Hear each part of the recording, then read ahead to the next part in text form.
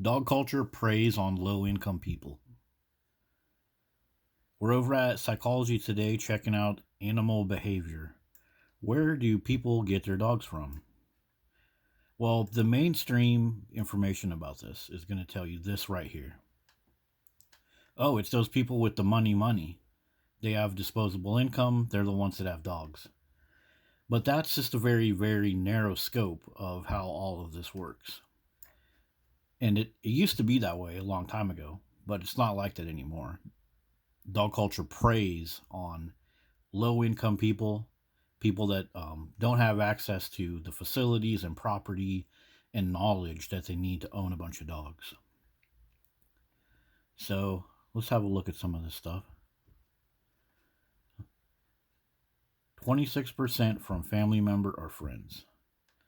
So in this article, it explains a survey that was done about how these people get their dogs. So they get a dog from a family member or friend or other entity that makes more money than them.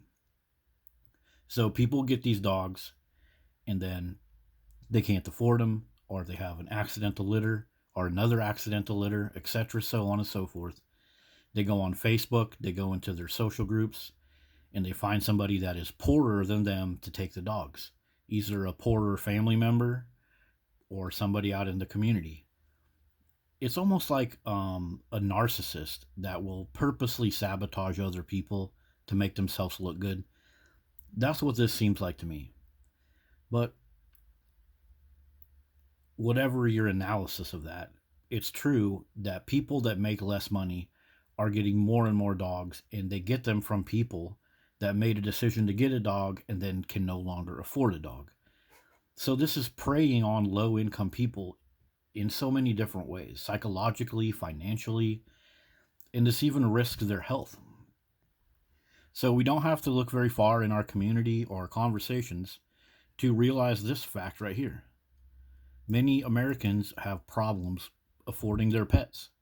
They will even give up their own quality of life to get these dogs, to get more and more dogs.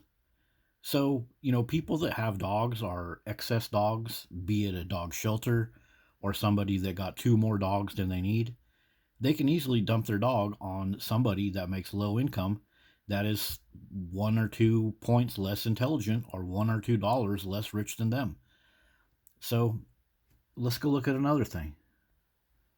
So low income people, they have more problems with insects. Ticks, bed bugs, mosquitoes, roaches is a huge one. Well, more and more low income people are having dogs forced on them. They think they're getting some kind of great deal. Oh, it's going to be my stress reliever. Yay. Oh, but I can't afford it. Oh, I gotta be guilty now. I'm a bad person. I can't afford a dog. But yet they got more mosquito bites, more tick bites, more cockroaches up in their house. So, and if you start looking some more of this stuff up, everything I'm saying is easily provable out in society. PubMed has articles about low income communities have more roach infestations and other things like mice. Well, what is all over a dog owner's house? Feces, that the roaches and the mice and everything else. Not just feces, but the crumbs from the dogs. The crumbs from the toddlers that are trying to eat their food, and the dogs are jumping up all over them. So, another part of this, low income houses are almost all of them government mandated to allow pets. Do you guys know that? There's all kinds of information you can look up, and one of the things that they say is they have to. They have to allow these dogs if it's a facility where there's older people or things like that. Like, it's really weird to me that they do that too, because senior citizens are constantly having problems with broken ankles and tripping over dogs. If you look in some of these articles, the language they use about people having dogs in their little apartments, they say paramount. See this little blue highlight? It's paramount that these people have dogs.